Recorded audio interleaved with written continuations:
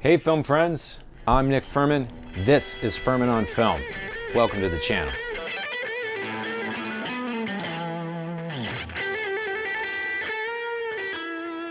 2 years, 2 Elvis movies. Long live the king. But guys, could there be 2 more different films? Baz Luhrmann's maximalist excess, flashy, glitzy, glammy, big, loud, god-awful Tom Hanks performance as the Colonel. And now this quiet, internal mood piece all about the forgotten lady left behind in Graceland. This is Sofia Coppola's new gem, Priscilla.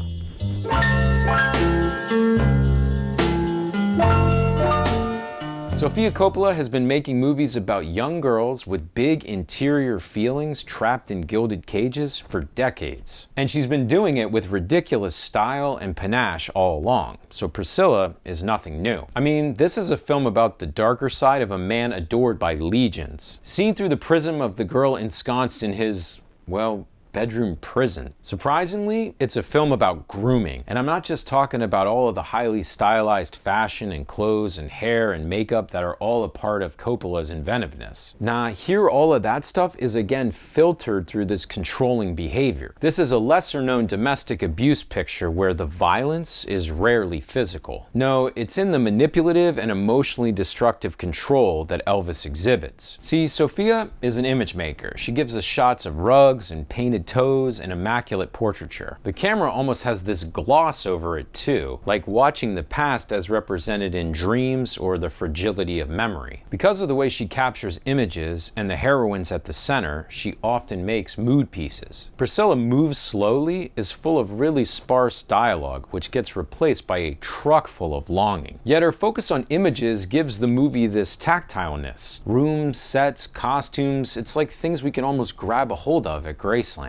So it's weirdly like a really grounded film and one that constantly feels like it could be slipping through our fingers at any time. What I loved, besides these repetitive stylistic choices and themes, is, Sofia Coppola knows how to put together a creative soundtrack. Because she couldn't really get the rights to Elvis music here? I wonder why. We get a bunch of covers and honestly anachronistic tracks which kind of enhance things. Jacob Elordi is definitely not the bombastic stage presence that Austin Butler was in Elvis, but he's really compelling in this more muted space. As an added benefit, he's like 19 feet tall, so just having him tower over Cailee Spaeny physically reinforces this power dynamic. But of course, the real revelation here is Spaeny herself. Like I said, she doesn't get a lot to say here, so her performance has to convey this ocean of feeling pretty much through nonverbal facial expressions. She crushes it. And because of the sparer script, when she does speak, lines like, "I'm a woman with needs who needs to be desired," or "You're losing me to a life of my own," really pack a punch.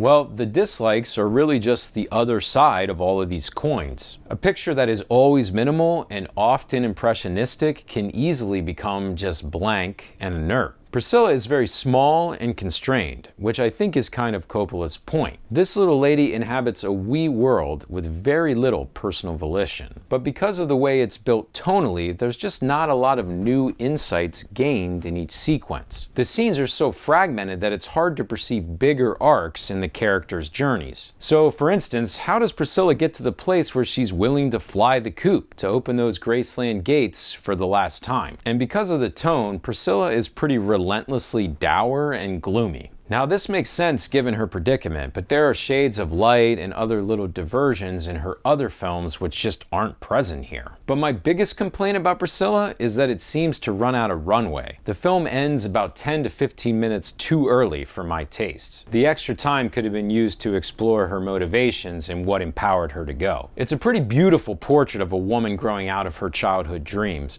but I found it frustrating at times to grab hold of a solid, bigger picture. So, what do we conclude?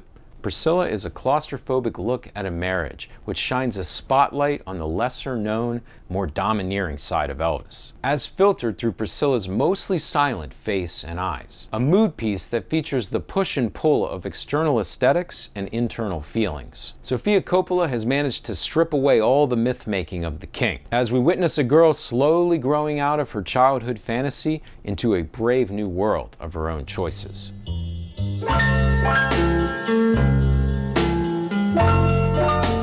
Well, there you have it. The only thing left to discuss is our rating for this picture. FOF gives Priscilla 3.7 out of 5 stars.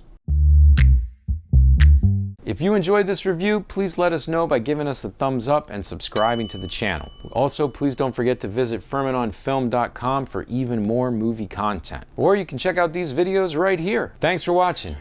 I'm Nick Furman. This is Furman on Film. Stay firm, my friends.